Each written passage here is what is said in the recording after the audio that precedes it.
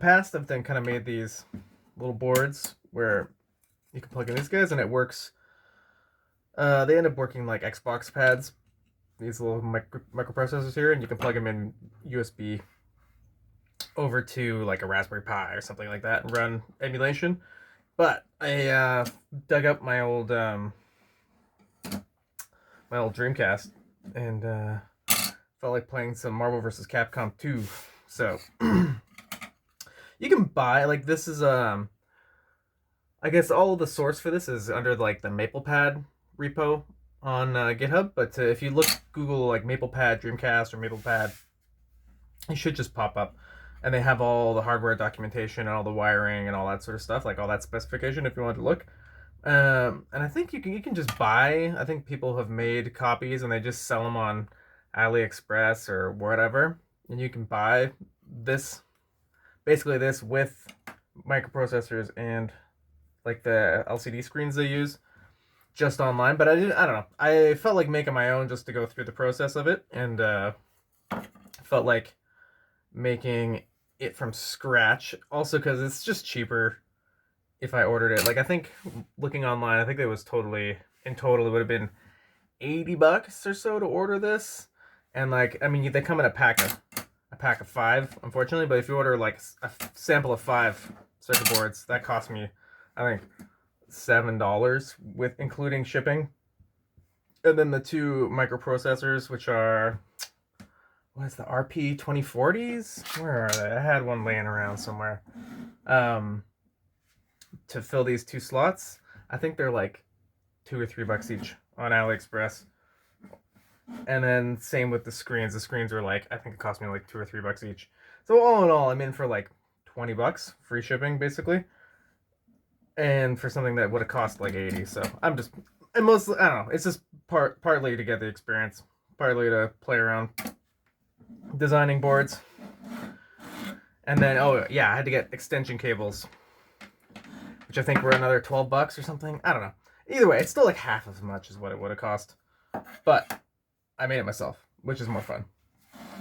So basically, it takes all the inputs from the Dreamcast controller and then runs it through the MaplePad software that's loaded onto here, and the image, I guess. And then it just maps it all to the Jamma output. And if y'all aren't like knowledgeable about the Jamma standard, basically it just each one of these little header pins here maps to a button on your arcade machine. So I have this running through. I don't know if I have power. What would I hook this up to? Hold on, one sec. All right, we're back. So I just grabbed a USB plug, but in theory, or it does, it gets power from the Dreamcast through, passes it down through, and then once powered, this acts like the VMU. So this like saves internally all the save files and is way larger than a VMU will ever be anyways. So yeah, so I've got both, one for each player. Unfortunately, you can't do both on the same one. There's not enough inputs to track all those, but I think the top side is player 1 and the bottom side is player 2. I might be wrong, but anyways, maybe I'll cut to some clips of it being in the machine or something like that. I don't know. Either way, I thought it was a neat little project. Figured I'd share it.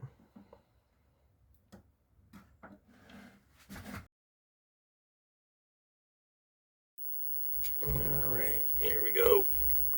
Ugh.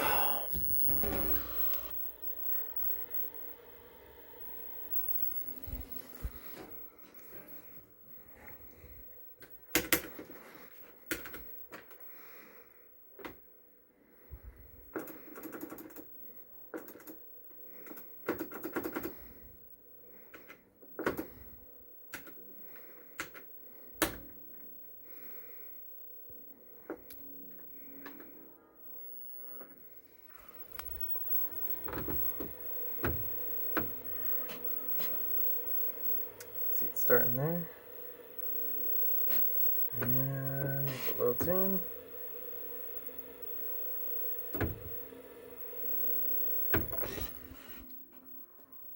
Classic.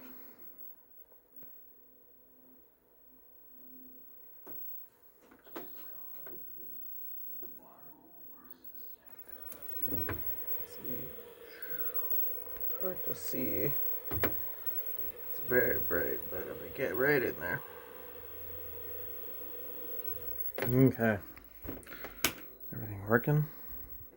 Come on, focus.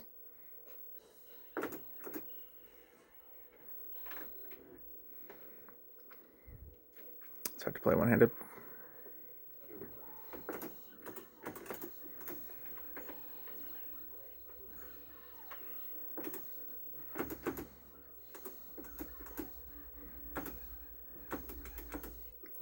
Down. All my buttons work. Everything's good. Let's pick it over, I guess.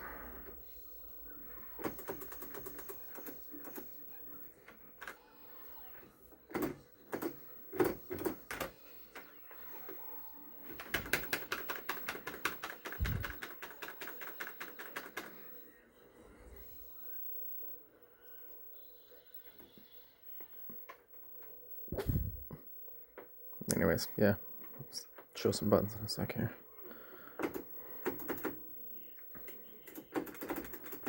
Everything works. Light punch, heavy punch,